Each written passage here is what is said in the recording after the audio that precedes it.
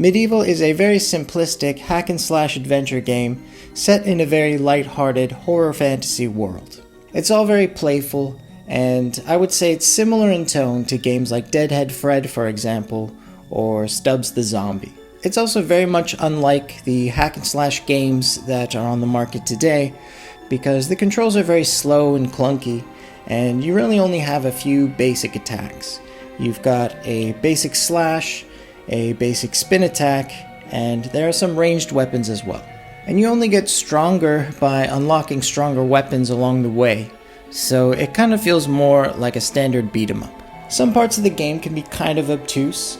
There are some puzzle elements that don't make a whole lot of sense, and there are also certain key items that are kind of easy to miss, I would say, and I found that to be pretty irritating. I had to replay a number of levels because of this, and I often felt like I pretty much had to look things up, because there just wasn't enough information for me to come up with the solutions on my own.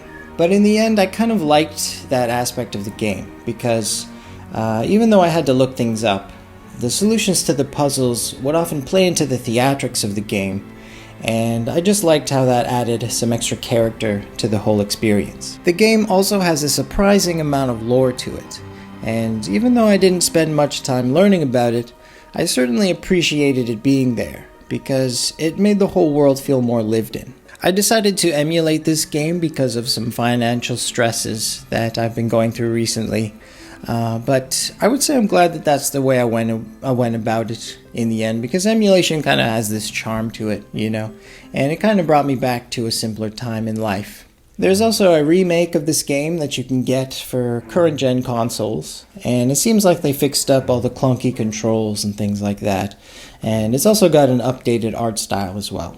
My playtime by the end of this game was about 6.5 hours, which I would say is almost like the perfect amount of playtime for a game like this. And you know, I don't normally score things at the end of my reviews, but for Medieval I'm going to make an exception because I feel like this game is kind of just like the perfect 7 out of 10 game, you know.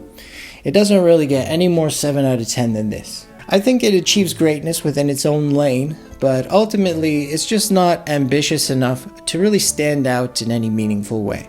Medieval has been a nice break from modern gaming for me. Not that I really keep up with new releases anyway, but it has been a while since I've played a classic like this. And I think I just appreciated that they really trimmed all the fat with this one, while also still delivering on what felt like a very full-bodied gaming experience.